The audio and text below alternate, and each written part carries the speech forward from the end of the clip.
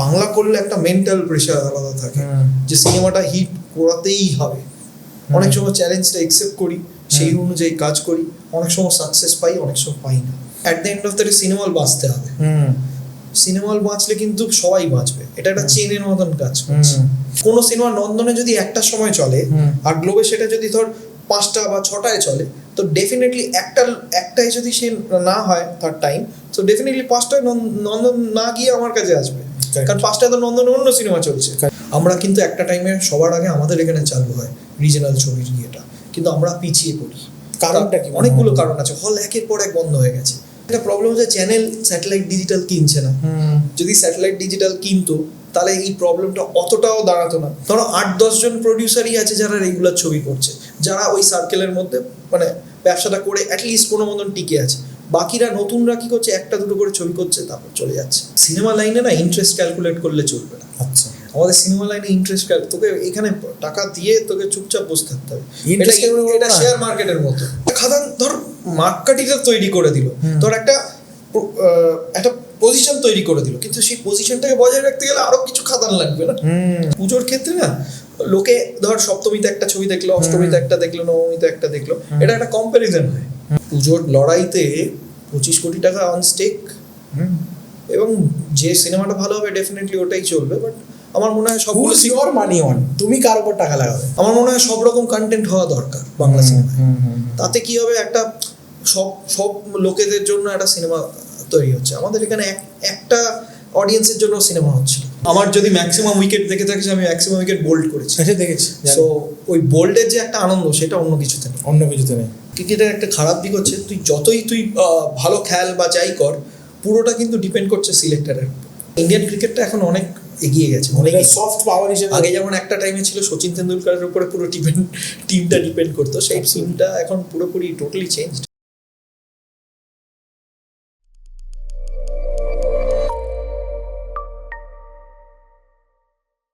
High guys, welcome to another episode of Hypecast. আজকে আমি আমার দাদার ইন্টারভিউ নেবো, সত্যজিৎ দা, one of the largest film distributors of eastern India and I think India as well. হয়তো মানবে না সেটা। আর আমি রিয়েলি প্রচণ্ড রেসপেক্ট করি সত্যজিৎ দাকে। আর আজকের ডিসকাশনটা হবে হচ্ছে বেশিরভাগ বিজনেস অ্যাজ এ ফিল্ম নিয়ে, আর ওভারঅল আমাদের ইন্ডাস্ট্রি এখন কী অবস্থায় আছে এবং ফিউচারে কী করা উচিত to keep the industry running স্বাচ্ছন্দ্যভাবে। কী খবর স্যার?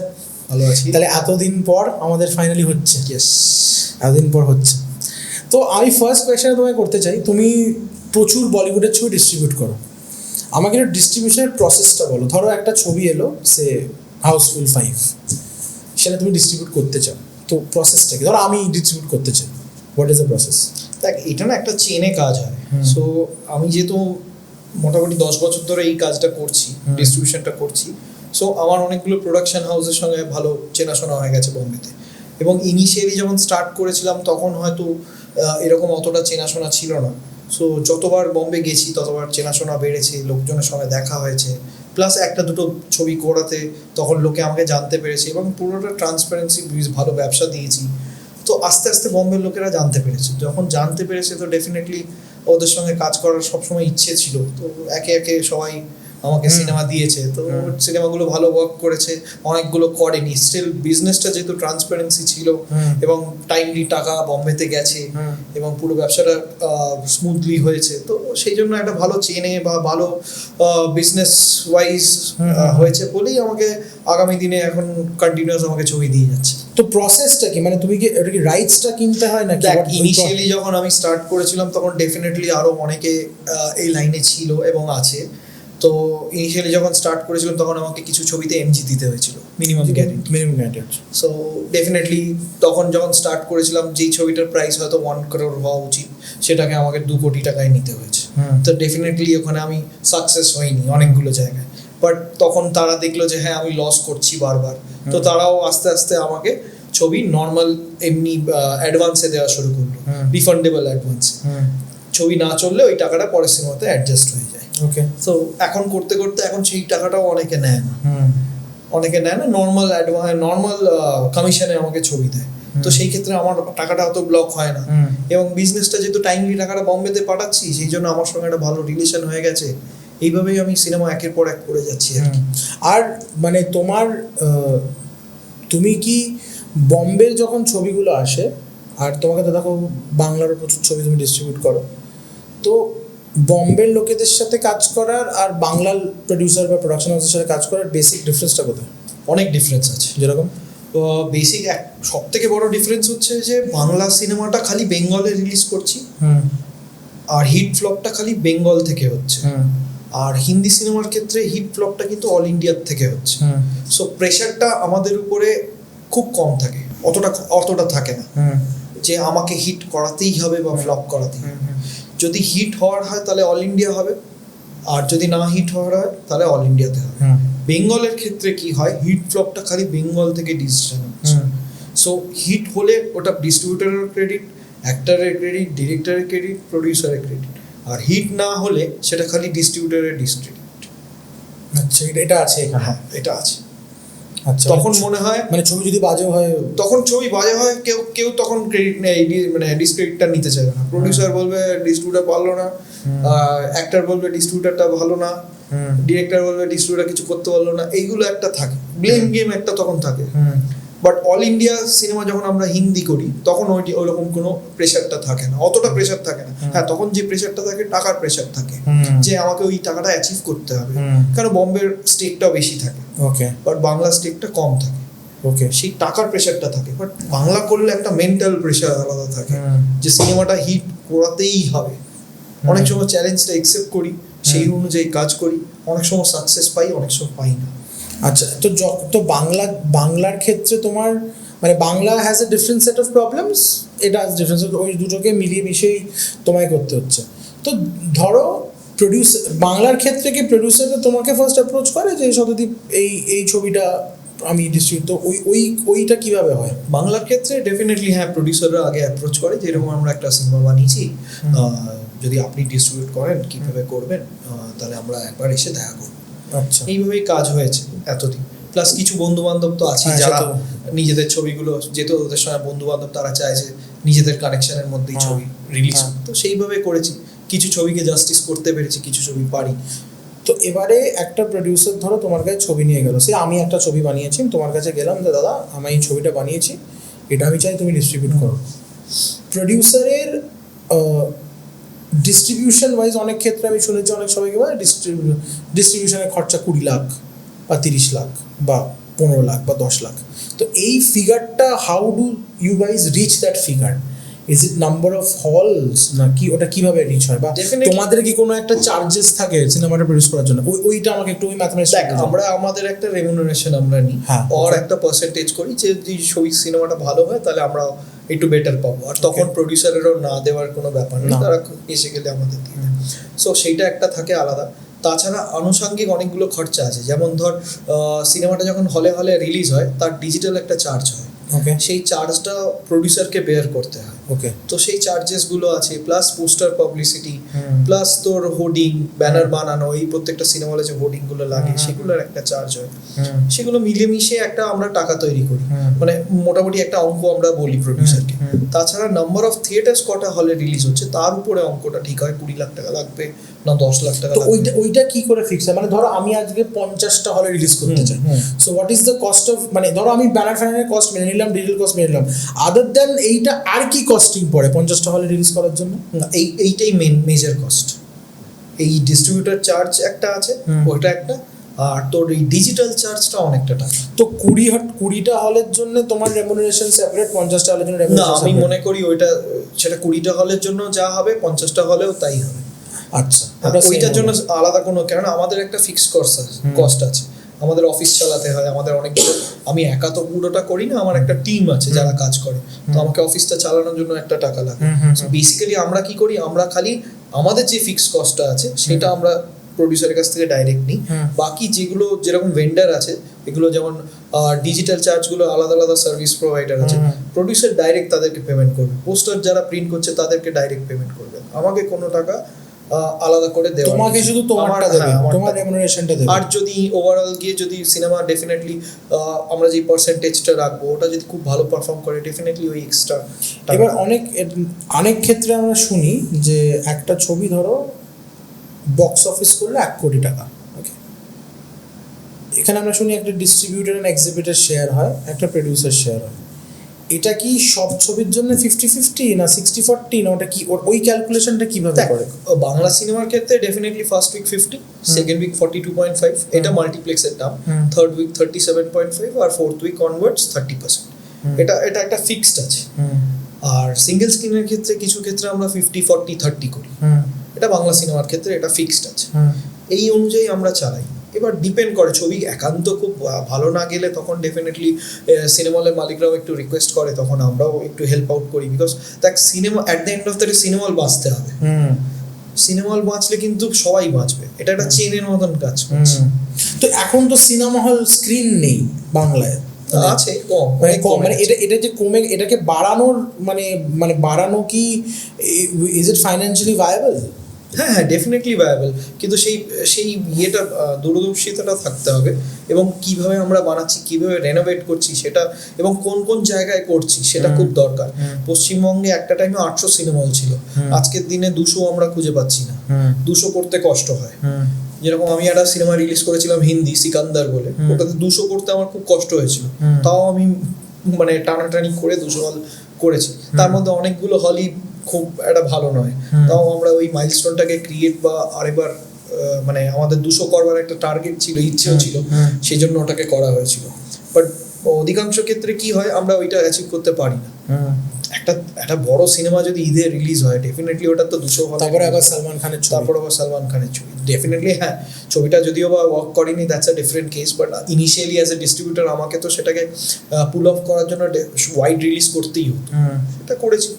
আর তোমার আরেকটা জিনিস, এটা সবাই জানে কি জানে না আমি জানি না, বাট আমি জানি যে আমাদের একটা ছোটবেলার খুব ইম্পর্টেন্ট একটা সিনেমা হল, ওটা এখন তোমাদের গ্লোব। হ্যাঁ, মানে আমার প্রথম ইংলিশ ছবি ছোটবেলায় মা আমাকে দেখাতে নিয়ে গেছিল, আই থিঙ্ক জজ। আচ্ছা, আমি গ্লোবেই দেখেছিলাম জজটা, প্রথম জজটা। তো অনেক ইংলিশ ছবি ওখানে দেখে, জজ, গানস অফ নাভারন, এই সবগুলো দেখেছি। তো এখন ওটাকে তোমরা কি পুরোটাই মানে রেনোভেট করে, মানে দেখ গ্লোবের ক্ষেত্রে কি হয়েছে, গ্লোবের ক্ষেত্রে গ্লোব সিনেমা একটা সিঙ্গেল স্ক্রিন ছিল, যেরকম তোরা দেখেছিস বা আমি নিজেও সিনেমা দেখেছি, ওখানে ম্যাক্সিমাম ইংলিশ ছবি আসতো। হ্যাঁ, সো ওই প্রপার্টিটা একটা টাইমে বন্ধ হয়ে যায়, এবং বন্ধ হয়ে যাওয়ার পরে কিছু প্রাইভেট সংস্থা ওরা কেনে, এবং 2-3 জন পার্টনার মিলে তারপর ওরা কনভার্ট করে পুরোটাকে মলে, শপিং মলে, এবং উপরে 2টো স্ক্রিন রাখে। সো ওইটার পরে যখন কনভার্ট হয়ে যায়, মার্কেট চালু হয়, তখন উপরে 2টো স্ক্রিন করে হচ্ছে আরতি সিনেমাস বলে একটা কোম্পানি, তারা 2টো স্ক্রিন রেডি করে ফেলে, এবং 10 বছর আগে হলটা রেডি হওয়ার পর ওদের পার্টনারদের মধ্যে কোনো একটা সমস্যা হয়, তারপর হলটা আর খোলে না কোনো কারণে, ওদের পার্টনারদের মধ্যে। বাট পরে গিয়ে এটা এখন মীমাংসা হয়ে গিয়ে তারপর একটা সবাই একটা জায়গায় এসে তারপর ওরা আরতি সিনেমা আর সিনেমা হল এখন ইন্টারেস্টেড নয়, তখন আমরা ওটাকে টেক ওভার করি এবং আমরা ওটাকে চালাই।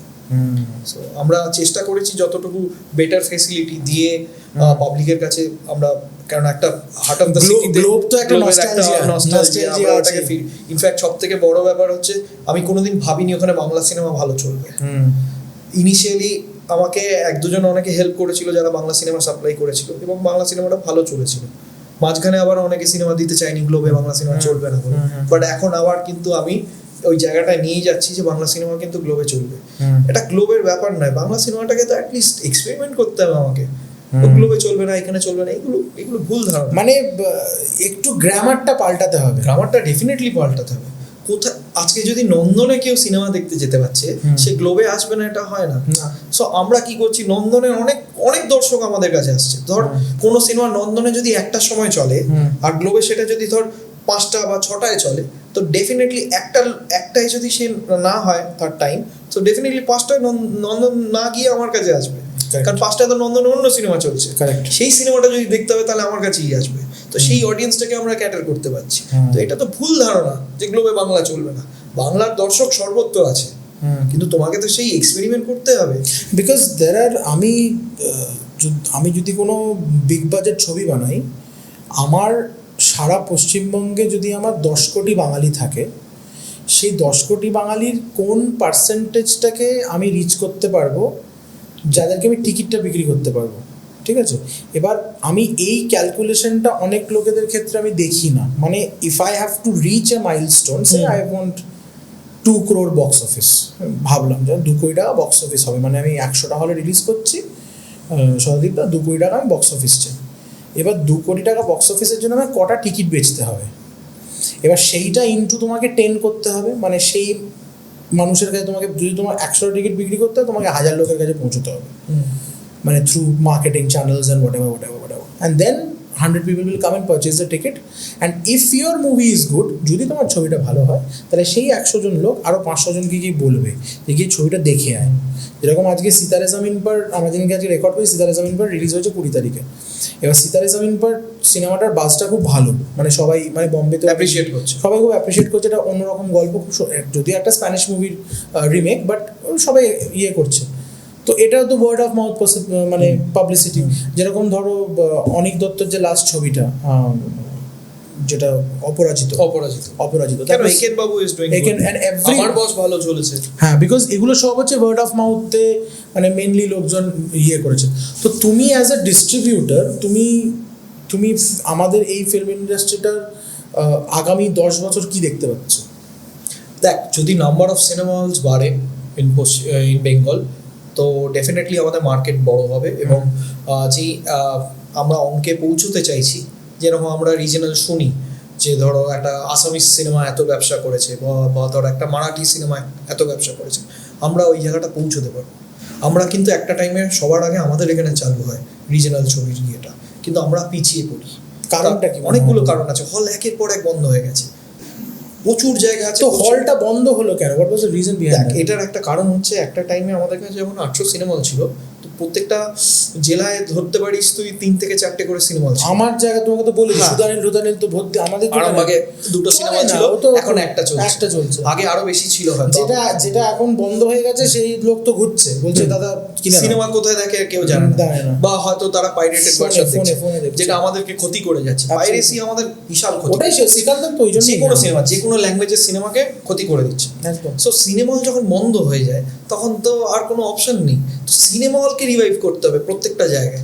সিনেমা যত বাড়বে হলগুলো, তত আমাদের ব্যবসা বাড়বে, আর তত ব্যবসা যত বাড়বে, তত প্রডিউসারের আরো লগ্নি করার জায়গা বাড়বে। অ্যাকচুয়ালি রেভিনিউ মডেলটা তাহলে ফিক্স হবে। এখানে রেভিনিউ মডেলের একটা ল্যাকিং আছে বিশাল। রেভিনিউ মডেল আরেকটা যেটা প্রবলেম হচ্ছে, চ্যানেল স্যাটেলাইট ডিজিটাল কিনছে না। যদি স্যাটেলাইট ডিজিটাল কিনতো, তাহলে এই প্রবলেমটা অতটাও দাঁড়াতো না। মাঝখানে এই যে স্যাটেলাইট, সরি টু ইন্টারাপ্ট, এই যে স্যাটেলাইটের যে ম্যাটারটা, এই স্যাটেলাইটটা তো এই স্যাটেলাইটের জিনিসটা দেখিয়ে তো অনেক লোক ছবি বানিয়ে ফেলছে। তো এই স্যাটেলাইটের যেটা টাকা, তুমি তো নিজে ছবি বানিয়েছো, দেখেওছো।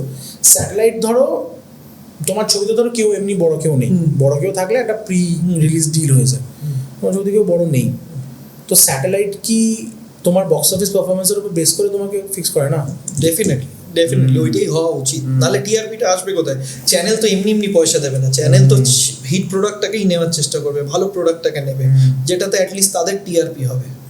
তো সেই সিনেমাটা যদি বক্স অফিসেই না চলে, তাহলে আর তারা চ্যানেলের জন্য নিয়ে কি করবে? বাট ওভারঅল যদি একদমই না নেয়, একদমই যদি না কেনে, তাহলে তো বাংলা সিনেমা এগোবে কী করে? প্রডিউসার যদি পয়সাই না পায়, তা সে সিনেমাটা বানাবে কী করে? তার জন্য কি হচ্ছে, আমাদের এখানে কিছু ধরো 8-10 জন প্রডিউসারই আছে যারা রেগুলার ছবি করছে, যারা ওই সার্কেলের মধ্যে মানে ব্যবসাটা করে অ্যাটলিস্ট কোনো মতন টিকে আছে। বাকিরা নতুনরা কী করছে, 1-2 করে ছবি করছে, তারপর চলে যাচ্ছে। কারণ তারা আর ওয়েট করতে পারছে না, কারণ তাদের তো ইনভেস্ট হয়ে যাচ্ছে। আর আমাদের এই ইন্ডাস্ট্রিটা এরকমই না।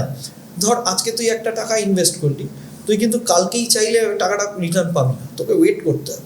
এই ক্ষমতাটা খুব দরকার, এই ওয়েট করার ইয়েটা থাকতে হবে, ওয়েট করার তো একটা কষ্ট আছে, ওইটা থাকতে হবে। তুমি যদি ওয়েট করতে পারো, তাহলে এইখান থেকে কোনো না কোনো সময় তুমি টাকা পাবে। আজকে আমি একটা অঙ্ক করেছিলাম যে আমি যদি একটা ছবিতে 1 কোটি টাকা লাগাই, মানে রেডি ছবি, মানে রিলিজ 1 কোটি টাকা যদি লাগাই, তো আমি একটা এগ্রিমেন্ট হয়ে দেখেছি এরকম যে পেমেন্ট টার্মসগুলো চ্যানেল বা ওটিটির খুব লম্বা পেমেন্ট টার্মস হয়, মানে গ্যাপ থাকে অনেকটা, মানে যবে তুমি জমা দিচ্ছ কবে তুমি টাকাটা পাবে, একটা গ্যাপ থাকে। তখন আমি ক্যালকুলেট করেছিলাম যে আমার এই টাকাটা যে আটকে থাকবে, সে ইন্টারেস্টটা কত, নাম্বার 1, প্লাস চ্যানেল যে টাকাটা আমায় দেবে সে টিডিএস কেটে দেবে। সে যদি ধরো আমাকে 50 লাখ টাকা দিল, 5 লাখ টাকা সরকার নিয়ে চলে যাবে, ওটা পাবো আমি পরে, বাট সেটাও একটা টাইমের পর পাবো, সঙ্গে সঙ্গে পাবো না। ওই হিসেব করে দেখলাম যে 1.5% তো গল্প সব মিলিয়ে, মানে তুমি যদি সব কিছু, if you take everything into consideration, মানে সময়, ম্যান আওয়ার্স, কতদিন পরে তুমি টাকাটা পাচ্ছ, যখন তুমি ঘুরে ফিরে অ্যাকচুয়ালি টাকাটা ফেরত পাবে, তুমি দেখবে যে যেটা তুমি ভেবেছিলে এটা 10-12% প্রফিট করবে, যদি তোমার বক্স অফিস বিশাল কিছু না হয়, একটু নর্মাল হয়, তাহলে সেই প্রফিটের মার্জিনটা অনেকটা কমে যাচ্ছে। So it becomes not worth the time. এই জন্যে আমাদের কলকাতায় সেই ফাইন্যান্সিয়াল পাওয়ার থাকাকালীনও এরকম বহু লোক আছে কলকাতায় যারা বছরে 10টা করে রঘু ডাকাতের মতন ছবি বানাতে পারে, বাট তারা ওই যেহেতু রেভিনিউ মডেলটা নেই, they have money, it's not that there is no money here, you have, I have, but we don't make films. The point is that we don't have a revenue model. And আর যে একবার এই খেলাটা বুঝে যাবে না যে ভাই কি কোন দিকে টাকাটা চলে যাচ্ছে, সে ভয় আর ঢুকবে না। না। তোকে এখানে একটা জিনিস, এই সিনেমা লাইনে না ইন্টারেস্ট ক্যালকুলেট করলে চলবে না। আচ্ছা, আমাদের সিনেমা লাইনে ইন্টারেস্ট, তোকে এখানে টাকা দিয়ে তোকে চুপচাপ বসে থাকতে হবে। Interest calculate এটা করবো না। শেয়ার মার্কেটের মতো, শেয়ার মার্কেটে তুমি ইন্টারেস্ট ক্যালকুলেট কোনো সময় বাড়বে, এটা এরকম টাইপের, আবার লসও হতে পারে। এটা পুরোটাই গ্যাম্বলিং এর মতো। বাট ইয়েতে তো হয় না, বিদেশে তো এটা হয় না। বিদেশে হয় না, বিদেশের মডেলটা আলাদা, বম্বেতে হয় না, ইনফ্যাক্ট সাউথ ইন্ডিয়াতে হয় না, সাউথ ইন্ডিয়ার মডেলটা আলাদা। আর কি বিদেশে আবার পাঞ্জাবি সিনেমার মডেল আলাদা। ইনফ্যাক্ট এখন আসামের সিনেমাগুলো ভালো ব্যবসা করছে, থিয়েট্রিক্যাল ব্যবসা চলে গেছে 2 কোটি 3 কোটিতে, ছবি লাখে তৈরি হচ্ছে, 2 কোটি 3 কোটি 5 কোটি অব্দি চলে গেছে। আমাদের সিনেমা যাচ্ছে, কিন্তু প্রসেসটা অনেক স্লো। ধর বছরে 100টা ছবি হচ্ছে রিলিজ, তার মধ্যে হয়তো হিট হচ্ছে 5 থেকে 10টা, তাও অনেকটাই কম। রেশিওটা ইজ টু মাচ লেস, না টু লেস। মানে দেয়ার হ্যাজ টু বি 5-6 খাদানস। হ্যাঁ ডেফিনেটলি। একটা খাদান দিয়ে হবে না, একটা খাদান ধর মার্কেটিংটা তৈরি করে দিল, ধর একটা পজিশন তৈরি করে দিল, কিন্তু সেই পজিশনটাকে বজায় রাখতে গেলে আরো কিছু খাদান লাগবে না? সেই পজিশনটা তো দাঁড় করাতে হবে। খাদান যে বেঞ্চমার্কটা তৈরি করে সেটাকে তো মেনটেন করতে হবে, তাকে ঝাপাতে হবে, বা এমন কিছু ছবি করতে হবে যে তাকে খাদানকে বিট করার মতন কোনো ছবি করতে হবে। ডেফিনেটলি। মানে ওই জায়গাটাতে আমার মনে হচ্ছে কোথাও গিয়ে, দেখ এখন সামনে রঘু ডাকাত আসছে, তো আমি খুব হোপফুল দ্যাট রঘু ডাকাত ডেফিনেটলি একটা বড় সিনেমা আসছে। তাছাড়া তোর রক্তবীজ 2 আসছে পুজোতে, ওটা একটা ভালো সিনেমা। তাছাড়া দেবী চৌধুরানী বলে একটা ছবি, যেটা অনেক কস্টলি সিনেমা, 8 কোটি টাকার ছবি, 8-9 কোটি টাকার ছবি। তো ডেফিনেটলি ওটাও একটা অনেক কস্টলি সিনেমা। তো সেটা কবে বেরোচ্ছে? ওটা পুজোতে। 3টে বড় সিনেমাই, মানে পুজো, দেবী চৌধুরানীও পুজোতে বেরোচ্ছে? পুজোতে বেরোচ্ছে 3টে বড় সিনেমা আসছে। ইনফ্যাক্ট আমার মনে হয় আরেকটা সিনেমা আসতে পারে। শীত মুখার্জি কোনো ছবি? না, শীতদার মনে হয় শীত নেই কোনো, বাট 3টে সিনেমা তো ডেফিনেটলি আসছে। তো দেখা যাক, ভালো হবে, এবং যেই ছবিটা ভালো হবে সেটাই কিন্তু লোকে দেখবে। আর পুজোর ক্ষেত্রে কি হয়, পুজোর ক্ষেত্রে না লোকে ধর সপ্তমীতে একটা ছবি দেখলো, অষ্টমীতে একটা দেখলো, নবমীতে একটা দেখলো, এটা একটা কম্প্যারিজন হয়, কোনটা ভালো, কে এগিয়ে, আর সবাই একসাথেই কিন্তু পুজোর সময়টাকে ধরে থাকে, এটা সেলিব্রেশন মোডে থাকে। জিদ্দাকে দেখিনি কোনোদিন পুজোতে রিলিজ করতে। তারা করেছে, ডেফিনেটলি করেছে, হ্যাঁ অনেক ছবি করেছে আগে করেছে, এখন অতটা। এখন জিদ্দা অ্যাকচুয়ালি বেসিক্যালি ঈদে রিলিজ করতো, বাট পুজোতেও করেছে আমার মনে হয়, ডেফিনেটলি পুজোতে। I think everybody is looking forward to Raghu ডাকাত। না, আমার মনে হয় বাকি দুটো ছবিতেও কিন্তু ইন্টারেস্ট আছে, ডেফিনেটলি রঘু ডাকাতও ভালো হাইপ আছে, বাট 3টে ছবিতেই ইন্টারেস্ট আছে, কারণ 3টে ছবির কাস্ট এবং প্রোডাকশন হাউস এবং প্রোডাকশন ভ্যালুটাও, প্রোডাকশন ভ্যালু যদি 3টে সিনেমার করিস, তাহলে তোর আমার মনে হয় 25 কোটি টাকার কাছাকাছি চলে যাচ্ছে, 20 থেকে 25 কোটি টাকা। নট ব্যাড, বা বেশিও হতে পারে, আমি জানি না exactly. Not bad at all. 25 কোটি টাকা is not a matter of joke. Bangla cinema 3টে সিনেমা, তারপর এই ইকোনমিক সিচুয়েশনে সারা পৃথিবীতে যা চলছে, 25 কোটি মানে ফ্যাক্ট। পুজোর লড়াইতে 25 কোটি টাকা অন স্টেক, এবং যে সিনেমাটা ভালো হবে ডেফিনেটলি ওটাই চলবে। বাট আমার মনে হয় সবগুলো ইওর মানি অন, তুমি কার উপর টাকা লাগাবে? আমি তো চাই 3টে সিনেমাই ভালো, সেটা তো বুঝলাম, বাট তোমার একটা তো থাকবে, তোমার একটা। আমি নিজে ডিস্ট্রিবিউট করছি দেবী চৌধুরানী। আচ্ছা, সেটা বুঝলাম। আর তোমার হিসেবে তুমি কি দেবী চৌধুরানী এটাকে ইউ মানে নন বায়াসড হয়ে বলো? তুমি নন বায়াসড হয়ে ডেফিনেটলি আমার মনে হয় 3টে সিনেমাই। আরে যে কোনো একটা বলো, 3টে বলতে পারবো। এটা সিনেমা না দেখে কি করে বলি, সিনেমা না দেখে বলাটা উচিত হবে না, এবং আমি অ্যাজ এ বাঙালি হিসেবে আমি চাই 3টে সিনেমাই ভালো চলুক। এবার একটা খুব অদ্ভুত প্রশ্ন, তুমি ছবি প্রডিউস করো না কেন? কোনোদিন ওরকম দেখ আমি করেছি, একদম করিনি না। করো না কেন, রেগুলার বেসিসে করি না। একটা বড় ছবি 1-1.5 কোটি টাকা 2 কোটি টাকা দেখ at the end of the day তো ব্যবসা, ব্যবসায় যদি আমি রিটার্নটা খুব তাড়াতাড়ি না দেখতে পাই, এইমাত্র বললে তাই জন্য আমি ডিস্ট্রিবিউশনে করি। কি ডিস্ট্রিবিউশনে করি? এইমাত্র তো বললে সিনেমায় ডিস্ট্রিবিউশনে আমার রিটার্নটা ইমিডিয়েটলি আসে, তো তুমি আমার ওটা ওটা বেটার লাগে, হ্যাঁ। কেননা আমার কাজ করে ওটাতে মজা পেয়ে গেছি। ওই একই কারণে আমি নেই ডিস্ট্রিবিউশন না তোর করা উচিত, কিন্তু দেখ ডিস্ট্রিবিউশন করে আমি যে লাইনটা ধরতে পেরেছি আমার মনে হয় ওটাতে আমার স্টিক করে থাকাটা বেটার। তো লাইনে তো আমার তো লাইনই নয় এটা, আমি তো আমার লাইন কিন্তু একটা ক্রিয়েটিভ একটা ইচ্ছে সে আছে, মেনে নিলাম কিন্তু আমার অতটা ক্রিয়েটিভ ইচ্ছে কোনো কিছু না। আমি ভীতু, প্রচন্ড ভীতু। আমি ওই মানে যে হিসেবে ব্যবসা করে এসেছি এত বছর, সেইটার সঙ্গে তো কোনো মিলই নেই। মানে আমি ওটা পারবোই না যে লাগিয়ে দিয়ে ঘুমিয়ে পড়লাম। আমার প্যাশনটা হচ্ছে মেইনলি সিনেমা হল তৈরি করা, আর ডিস্ট্রিবিউশনটাকে আমার কন্টিনিউ। আমার পার্সোনালি মনে হয় তোমার একটা করে ছবি বছরে করা উচিত। করা উচিত, একটা না, আমার তো মনে হয় 4টে করে করা উচিত। একটা তোমার করা উচিত, হ্যাঁ করা উচিত, 4টে ঠিক আছে, একটা at least। বাট আমি সেদিনই নতুনদের চান্স দেওয়া উচিত তোমার। বাট আমি সেদিনই নামবো যেদিন আমি দেখবো যে স্যাটেলাইট ডিজিটালের জায়গাটা আমার কাছে ক্লিয়ার আছে, পিকচারটা। যতক্ষণ না ওই জায়গাটা আমার কাছে ক্লিয়ার আছে, দেখ থিয়েট্রিক্যালটা আমি জানি আমি খুব সুন্দর করে নেবো, বিকজ আমি ওইটাইতেই মেইনলি স্পেশালাইজ। বাট আমার কাছে স্যাটেলাইট ডিজিটালের জায়গাটা একটুখানি আনক্লিয়ার। কেন ওটা? দেখ যেহেতু ছবি কিনছে না রেগুলার বেসিসে চ্যানেলরা, সেই জন্য ওটা একটু আনক্লিয়ার। এবং তারা খালি ওই যারা রেগুলার প্রডিউস করছে তাদের কাছ থেকে ছবি নিচ্ছে, মানে একই দোকান থেকেই মালটা কিনছে, নতুন দোকানে যাচ্ছে। নতুনদের কাছ থেকে যতক্ষণ না ওই একটা ক্লিয়ার, যতই তুই ভালো ছবি বানিয়ে নে, তোর কাছ থেকে চ্যানেল কিনছে না, তখন মুশকিল হয়ে যাচ্ছে। যদি অ্যাভারেজ ছবিও হয়, সাপোজ ধর ছবি সুপার হিট হলো না, অ্যাটলিস্ট অ্যাভারেজ হলো, মোটামুটি ভালো গেল। তুমি যে রিসেন্ট যে ছবিটা কাটাতার না একটা সীমান্ত বলে সেটা স্যাটেলাইট মানে না এখনো হয়। কবেকার ছবি? 2-3 বছর হয়ে গেছে। মানে ওরা কিনছে না বলে না কিনছে না, নাও করছে না, হ্যাঁও করছে না, নিচ্ছেও, তো তখন একটা অসুবিধা হয়ে যায়। যদি রেগুলার বেসিসে নেয় তাহলে আমি ওই টাকাটা ঘুরিয়ে আবার লাগাতে পারি না ইন্ডাস্ট্রিতে, আমি সেটা করতে পারছি। প্রবলেম না, এই জায়গাটাতে অসুবিধা হয়ে যাচ্ছে, এগুলো প্রবলেম। আর অন্য তো ছবি তো দেখছি যে তাই জন্য বেটার আমার কাছে মনে হয় যে ডিস্ট্রিবিউশন করাটা ইজিয়ার এবং ভালো, কারণ আমার মানিটা তো সেফ থাকছে। যদি হিন্দি করি তো আমার তো সেরকম কোনো প্রবলেম নেই, আমি রিটার্ন পেয়ে যাচ্ছি, ওইখান থেকে তুমি রিটার্ন পেয়ে যাচ্ছ।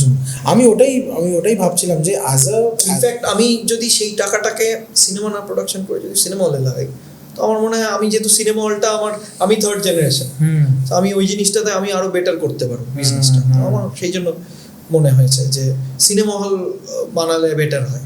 সিনেমা মানে যে টাকাটা সিনেমায় লাগাবে সেটা সিনেমা হল, মানে creating the infrastructure for the exhibition of the film. এবং এটা পুরো ইন্ডাস্ট্রিকে হেল্প করবে, নট অনলি আমাকে, ইন্ডাস্ট্রিকে হেল্প করবে। কারণ সিনেমা হল বাড়ালে তো অন্যান্য। আচ্ছা, এই সিনেমা হলের ব্যাপারটা লিউক্রেটিভ? ডিপেন্ড করছে কোন জায়গায় করছিস, কিভাবে বানাচ্ছিস, কি সিট, কি ইনফ্রাস্ট্রাকচার, কি প্রজেকশন সিস্টেম, কি টিকিটের রেট রাখছিস, কি খাবারের পপকর্নের দাম কি রাখছিস, অনেক কিছু ম্যাটার করে। যেরকম আইনক্স পিভিআর এখন এক হয়ে গেছে, সো ওরা তো ডিস্ট্রিবিউশনও করছে এখন। হ্যাঁ ডিস্ট্রিবিউশনও করছে, ওদের অনেকগুলো স্ক্রিনই আছে সারা ইন্ডিয়াতে। হ্যাঁ ওরা তো এখন ভালো করছে। হ্যাঁ, তো ওটাই। আর তোমার হিসেবে এখন যদি হল বাড়ানো হয় তাহলে সিনেমা ডেফিনেটলি হল বাড়লে তো তোর সেল বাড়বে, সেল বাড়লে এই যে ফিগারগুলো আসছে সেগুলো অনেক ভালো জায়গায় চলে যাবে। প্রডিউসার দেখবে যে হ্যাঁ রিটার্ন আসছে ফ্রম থিয়েট্রিক্যাল অনলি, তখন আর তারা স্যাটেলাইট ডিজিটালকে ভেবে সিনেমা বানাবে না। আমাদের এখানে একটা স্যাটেলাইট কেন্দ্রিক সিনেমা হচ্ছিল, সেই ব্যারিয়ারটা এখন বন্ধ হয়েছে, খাদান ভেঙে দিয়েছে, কিন্তু সেই ব্যারিয়ারটা কিন্তু ভেঙেছে। স্যাটেলাইটকে মানে কেন্দ্রিক যে সিনেমাটা মানে হচ্ছিল সেটা আমার মনে হয় সব রকম কন্টেন্ট হওয়া দরকার বাংলা সিনেমায়। তাতে কি হবে, একটা সব লোকেদের জন্য একটা সিনেমা তৈরি হচ্ছে। আমাদের এখানে একটা অডিয়েন্সের জন্য সিনেমা হচ্ছিল। এবার সদিতা, তোমার এই সিনেমা ডিস্ট্রিবিউশন ছাড়া আরেকটা দিক আছে, তুমি খুব ভালো ক্রিকেট খেলো, ঠিক আছে?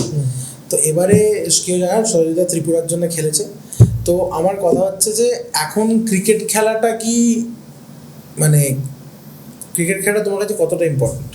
ডেফিনেটলি অনেকটা ইম্পর্টেন্ট। ওটা কি একটা স্ট্রেস রিলিফ না?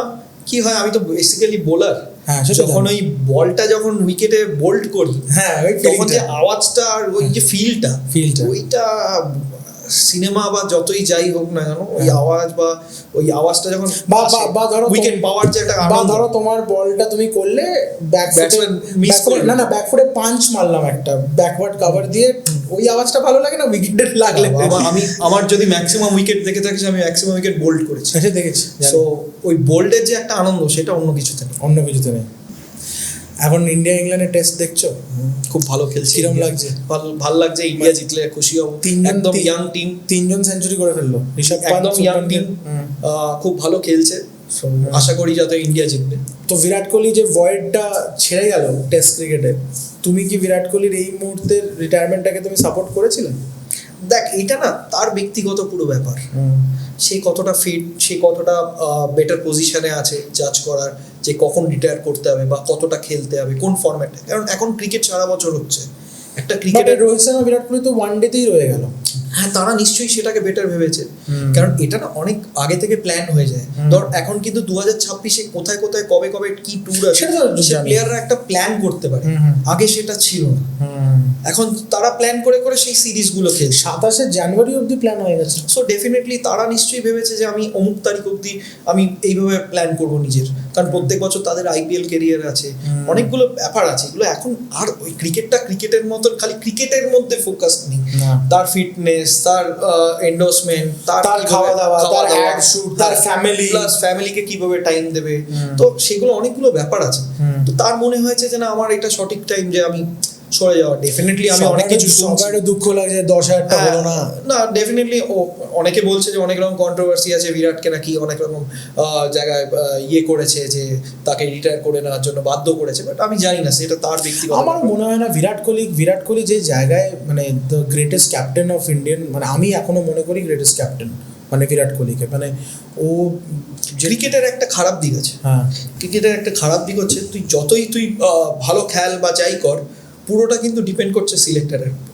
হ্যাঁ, তোকে টিমে নেবে কি নেবে না ওই সেটা কিন্তু তোমার হাতে নেই। আর ওই তো তুমি যতই রান করো, যতই উইকেট, তুমি যখন বিদেশ যাও, আমার বাবা একটা খুব দারুণ কথা বলতো ওই যে তুই ধর ভিসা অ্যাপ্লিকেশন করলি, তোর ইউকে যাবি, এর মানে কিন্তু এই নয় যে তুই ইউকে যাচ্ছিস, যে ইমিগ্রেশন অফিসারটা বসে আছে তার উপরে ডিপেন্ড করছে সে তোকে ছাড়বে কি ছাড়বে না। That person has the power to send you back.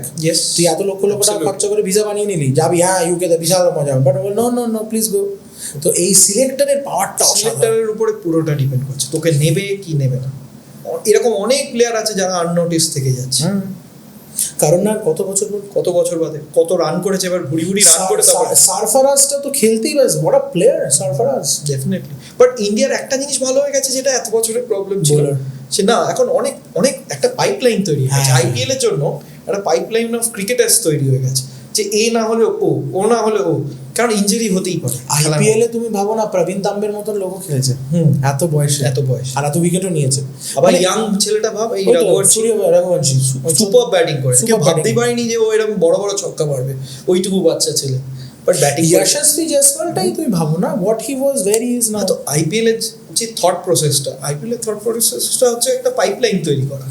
এই যে মানে ফরেন প্লেয়ার্সদেরকে যে ইয়াং ছেলেরা মারছে, তাদের কনফিডেন্স তৈরি হচ্ছে। মানে এখন আজ আমি খেলা দেখছিলাম, এরা কিছু মনেই করছে না, ওকে ফিলই করছে না যে তার ডেবিউ হচ্ছে। তার ডেবিউ তো অলরেডি ভালো প্ল্যাটফর্মে হয়ে গেছে। ও তো বেন স্টোকসকে আইপিএল এ দেখে নিয়েছে, 6 মেরে উদ্ধার করে দিয়েছে। তো এখানে কি এমন অসুবিধা হবে?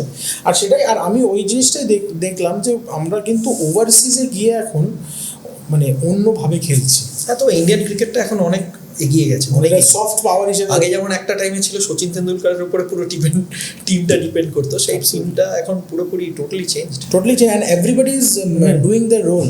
মানে বেস্ট 11 হবে সেটা সিলেক্ট করা খুব ওটাই চাপ হয়ে যাচ্ছে। তো তোমার এখানে মানে সিসিএল বা এইসবগুলো কিরকম এক্সপিরিয়েন্স? খুব ভালো এক্সপিরিয়েন্স।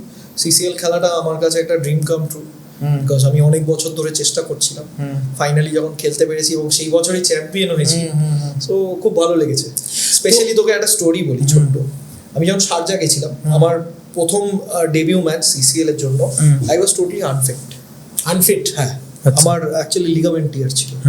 অ্যান্ড যেহেতু আমার জীবনে প্রথমবার আমি ইন্টারন্যাশনাল স্টেডিয়ামে খেলবো এবং এতদিন বাদে আমি একটা চান্স পেয়েছি বেঙ্গল টাইগার্সকে রিপ্রেজেন্ট করা, আমি পুরোটা হাইড করেছি। ইনজুরিটা। বাট তুমি যখন ত্রিপুরা স্টেট খেলেছো তখন তো তুমি ইডেন ফিডেনে খেলেছো? না, ইডেনে খেলতে হয়নি, আমি ত্রিপুরাতে খেলেছি, গোয়াতে খেলেছি। এই তোমরা এসে খেলতে ইডেন? হ্যাঁ, আমার খেলা পড়েনি যখন। আচ্ছা, ওকে ওকে ওকে, হ্যাঁ হ্যাঁ, So, কন্টিনিউ, সরি। এবার শারজায় যখন খেলতে গেছি, আমি মাঠে যখন নেমেছি, আমি জানতাম না যে আমি দৌড়তে পারবো কিনা, এবং আমাকে বল করতে হবে, আমি বোলার। সো এক স্টেপে বল করি, বলটা দেখলাম সুইং করে উইকেটে লাগলো এক স্টেপে, একটু স্টেপটা বাড়ালাম, আবার দেখলাম সুইং করলো। তো আমি ডিসাইড করলাম যদি দৌড়তে না পারি ম্যাচে, তাহলে অ্যাটলিস্ট দাঁড়িয়ে বলটা করে দেবো, সুইং করে অ্যাটলিস্ট আমি জায়গায় বলটা করে দেবো। তো যথারীতি বলটা দেয়, একটা মানে আমি ওভারে বল করতে আসি 6th ওভারে। তো আমার প্ল্যান ছিল যে আমি রান আপ তো নিয়ে নিয়েছি, এবার দৌড়াতে পারবো কি না, কি করতে পারবো আমি জানি না, কারণ দৌড়াতে আমি পারছিলাম, খালি বল করতে গেলে যখন প্রেশার টুইস্টটা হচ্ছে নিটার, তখন আমার একটা প্রবলেম হচ্ছিল যে আমি ফুল এফর্টটা দিতে পারছিলাম না। তো প্রথম বলটা যথারীতি পেলাম হাতে, যখন ডিসাইড করলাম যে যাই উইকেটে বলটা রাখবো, বাকিটা ভগবানের উপরে ছেড়ে দিলাম। প্রথম বলটা করেছি, প্রথম বলটা সুইং করে গিয়ে বোল্ড হয়ে গেছে। সো যে প্রেশারটা ছিল আমার উপরে, পুরো প্রেশারটা আমার প্রথম বলেই মানে রিলিজ হয়ে গেছে। এবং তারপর তো ওই টুর্নামেন্টে আমি অনেকগুলো উইকেটও পাই, এবং চ্যাম্পিয়ন। আর তোমার যে চ্যাম্পিয়ন হলে, তোমার টিমের মধ্যে তোমার, আমি বলবো না সবাই আমাদের বন্ধুই হয়, তো রাহুল তো ফাটাফাটি খেলেছে, রাহুল জ্যামি ভালো খেলেছে, রাহুল জ্যামিদা দুজনেই ভালো খেলেছে, সৌরভও ভালো খেলেছে, সৌরভ খুব ভালো ক্যাচ ধরেছে। আমি তোকে একটা কথা বলি, সৌরভের ব্যাপারে আমার একটা বলার আছে, সেটা হচ্ছে আমাদের না সবসময় একটা কিপারের সমস্যা ছিল বেঙ্গল টাইগার্সে। আমরা অনেক রান বাই বা ওয়াইড হলে যে বলগুলো ছেড়ে 4 হয়ে যেত, কিপারের পেছনে একজনকে রাখতে হতো সবসময়, কেননা বাইতেই আমরা 20-25 রান। এইটা কিন্তু সৌরভ আসার পর পুরো টিমের এই জায়গাটা চেঞ্জ হয়ে গেছে। এই যে এক্সট্রা রান বেরোনো, সৌরভ ভালো ব্যাটিংও করেন, ব্যাটিং এর থেকে ওর একটা মেন্টালিটি আছে না, ফাইট করা, এই ফাইট করার মেন্টালিটিটা ও কিন্তু ক্রিকেটার নয়, ও কিন্তু আমাদের মতন ছোটবেলা থেকে ক্রিকেট খেলে, কিন্তু ও যে চেষ্টাটা দিয়ে ও কিন্তু অর্ধেক জিতে যায়। ওই মাইন্ডসেটটা যে আমি এটা করবো, আমি দেখছি কি হয়, যা হাত দেখা যায়, ওই মাইন্ডসেটেই কিন্তু করে গেছে। ও কিন্তু প্রফেশনাল কিপারও নয়, ও কিন্তু ভালো ক্যাচ ধরেছে, দারুণ ক্যাচ ধরেছে, অনেকগুলো ভালো ক্যাচ ধরেছে। আচ্ছা, সব থেকে ইম্পর্টেন্ট হচ্ছে ও বাই লেগ বাই এইসব ওই ইয়েগুলো এক্সট্রা দেয়, তাতে তো টিমটা অনেকটাই কিপারের উপর অনেকটা কি হলো। এইবারে অনেক কিছু কন্ট্রোভার্সিয়াল হয়েছে। আমরা স্টার্ট করেছি খুব ভালো, 2টো ম্যাচ জিতেছিলাম, তারপর 3 নম্বর ম্যাচটা একটা প্রবলেম হয়, সেই প্রবলেমে অনেকগুলো ম্যাটার আছে, সেই প্রবলেমের পর একটু টিমটা একটু ভেঙে যায়। কি প্রবলেমটা কি, কন্ট্রোভার্সিয়াল কথা তো বলতো, অনেকগুলো প্রবলেম ছিল টিমটার মধ্যে। সো সেটা আমাদের টিমের নয়, অন্যান্য টিমের একটা প্রবলেম ছিল, সেটা গিয়ে আমাদের উপরে পড়েছে। সো ফাইনালি আমরা অনেকজন খেলতে পারি না, সো তারপর টিমটা একটু সেমিফাইনাল গিয়ে আটকে যায়। নাহলে এবারেও আমরাও জিততাম একদম, যা মোমেন্টাম আমরা ক্যারি করেছিলাম। কারণ ফার্স্ট ম্যাচটা, চেন্নাই ম্যাচটা প্রায় আমরা হেরে যেতাম, ফার্স্ট ইনিংস লিড কিন্তু আমরা পাইনি, সেখান থেকে কিন্তু আমরা হেরে যেতাম। সেই ম্যাচটা যখন আমরা বার করে ফেলেছি, রুলস এন্ড রেগুলেশনটা আলাদা না এই ম্যাচটা, একটু 10 ওভার্সের 2টো করে ইনিংস টেস্ট ফরম্যাটে, ফার্স্ট ইনিংস লিড হবে। আমি এগুলো বুঝতে পারি না, একটু অন্যরকম, আমরা তো অন্যভাবে খেলে অভ্যস্ত, খুব প্রেশার থাকে। হ্যাঁ, কারণ তোর জোরে কি বল আসে 140-40-এ, দেখ সাদা বল আর এত সুন্দর উইকেট, বড় মাঠ, ব্যাটে তো আসছে ডেফিনেটলি। মানে মনে হয় টিভিতে দেখলে না অনেক কিছু মনে হয় যে না, মনে হয় ইটস ভেরি ইজি, বাট তুই যখন you are playing there in, no but I am saying is what we, আমরা যেভাবে অভ্যস্ত খেলে সেরকম মানে এখন সবাই ভালো ক্রিকেট খেলে। আর এই যে অ্যাক্টর আমরা যারা খেলছি এই টুর্নামেন্টটা, আমরা কিন্তু 1 বছর ধরে 2 বছর ধরে প্র্যাকটিস করছি, রেগুলার প্র্যাকটিস করছি। এই যে বৃষ্টির সিজনেও কিন্তু আমাদের কিন্তু প্র্যাকটিস বন্ধ হয়নি, আমরা কোথাও না কোথাও খেলে যাচ্ছি, কিছু না কিছু, কোথাও ক্রিকেট হলে কিন্তু আমরা কোনো না কোনো জায়গায় ম্যাচ খেলছি। আমাদের টিমটা কিন্তু একসঙ্গে মিলিয়ে আমরা ক্রিকেটটা খেলছি। ওই যে একবার একটুখানি ভাঙন ধরে গেল ওই একটা প্রবলেমের জন্য, যার জন্য এইবার টুর্নামেন্টটা কিন্তু আমরা ভাঙনটাকে সিমেন্ট লাগিয়ে ঠিক করা যাবে না। হ্যাঁ, ডেফিনেটলি আমরা তার জন্য চেষ্টা করছি আমাদের টিমটাকে কোনোভাবে নিয়ে যাওয়ার। আমাদের সেম টিমটা যদি আবার খেলে, ম্যাচটা জিতেছো, চ্যাম্পিয়ন টিমটা, আমরা আবার চ্যাম্পিয়ন হব, কারণ আমাদের বন্ডিংটা খুব ভালো। এই বন্ডিংটা অন্যবারের তুলনায় এবারে খুব ভালো ছিল, এই বন্ডিংটার জন্যই আমরা ম্যাচ জিতছি। ধর আজকে নাথিং টু লুজ, না খেলবো, আজকে ধর তুই পারফর্ম করলি না কোনো ম্যাচে, আমি পারফর্ম করলাম, আবার কোনো একটা ম্যাচে তুই পারফর্ম করে দিই যেটাতে কেউ করলো না, তো সেইভাবে কিন্তু টিমটা জিতছিল। একজনের উপরে ডিপেন্ডেন্ট নয়। আগে কি হতো, এক দুজনের উপরে পুরো টিমটা ডিপেন্ডেন্ট ছিল, সে পারফর্ম না করলে পুরো টিমটাই হয়। এখন সেটা নয়, এখন যে কেউ একজন পারফর্ম করলে টিমটা বেরিয়ে যাবে, একজন পারফর্ম করে বাকিরা সাপোর্ট দিয়ে দিচ্ছে। তার পিছনে টিম সবাই ঢুকে পড়ছে আর কি। আর ক্রিকেটটা নিয়ে আলোচনা হচ্ছে আমাদের, আগে একটুখানি এটা কম ছিল, এখন ক্রিকেট নিয়ে প্রপার, ক্রিকেটটা নিয়ে আমরা যাচ্ছি অ্যাজ অ্যান অ্যাক্টর, আমরা ইন্ডাস্ট্রি রিলেটেড ডিসকাস করছি, বাট খেলার সময়টা আমরা খালি ক্রিকেট খেলা নিয়ে খুব সিরিয়াস, একদম কেউ কাউকে ছাড়বো না। যাই হোক দাদা, it was a great conversation with Thank you. you. আর এই এপিসোডটা খুব ইন্টারেস্টিং হয়েছে, আমরা অনেক কিছু এডুকেট হলাম আমরা, যে regarding film and distribution and cricket and everything. তো এরপরে আবার নিশ্চয়ই will do another episode very soon, and thank you guys, like share and subscribe, and see you soon. Thank you, tata, চলো।